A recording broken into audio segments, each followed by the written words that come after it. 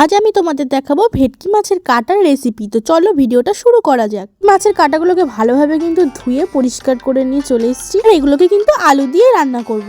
দেখো এখানে নিয়ে নিয়েছি কিন্তু পেঁয়াজ, রসুন, আদা আর একটু টমেটো, আর আলুটাকেও কিন্তু কেটে নিয়েছি। এখানে আদা, রসুন, জিরে কিন্তু পেস্ট করে নিয়েছি। সমস্ত কিছু গুছিয়ে নিয়ে কিন্তু গ্যাসটাকে জ্বালিয়ে দিলাম আর কড়াইও বসিয়ে দিয়েছি। কড়াইতে দিয়ে দিচ্ছি সর্ষের তেল, আর এদিকে মাছগুলোকে কিন্তু লবণ হলুদ দিয়ে সুন্দরভাবে মাখিয়ে নিচ্ছি। এদিকে তেল প্রায় গরম হয়ে গেছে, আর আমি একে একে কিন্তু মাছগুলো দিয়ে ভালোভাবে কিন্তু লাল লাল করে ভেজে নেব।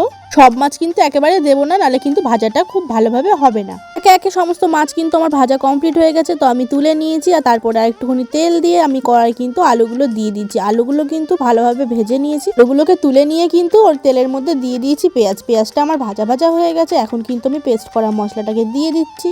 এর মধ্যে কিন্তু অ্যাড করে দেবো একটু টমেটো। এটা কিন্তু ভালোভাবে নাড়াচাড়া করে নিয়ে মশলার বাটি ধোয়া জলটা দিয়ে কিন্তু আরেকটু নেড়ে চেড়ে লবণ হলুদ দিয়ে দিলাম। এখানে গুঁড়ো মশলায় অ্যাড করছি কিন্তু ধনের গুঁড়ো, আর তার সাথে দিয়েছিলাম হচ্ছে লঙ্কার গুঁড়ো। দিয়ে দেখতে পাচ্ছ আমার মশলা কষানো হয়ে গেছে, আর মশলা থেকে তেল ছেড়ে দিয়েছে। আর আমি মেজে রাখা আলু আর মাছগুলো কিন্তু দিয়ে ভালোভাবে কষিয়ে কিন্তু জল দিয়ে দিয়েছি। এবারে খানিকটা চাপা দিয়ে কিন্তু রেখে দেবো। তারপরে এদিকে দেখো ঝোল কিন্তু ফুটে গেছে, আর এখনই কিন্তু আমি দিয়ে দেবো এর মধ্যে একটুখানি গরম মশলা দিয়ে খানিকটা ফুটিয়ে চাপা দিয়ে রাখলেই কিন্তু রেডি হয়ে যাবে আমাদের এই ভেটকি মাছের কাটার রেসিপি। আমার বানানো এই রেসিপিটা তোমাদের কেমন লাগলো অবশ্যই কিন্তু কমেন্টে জানিও।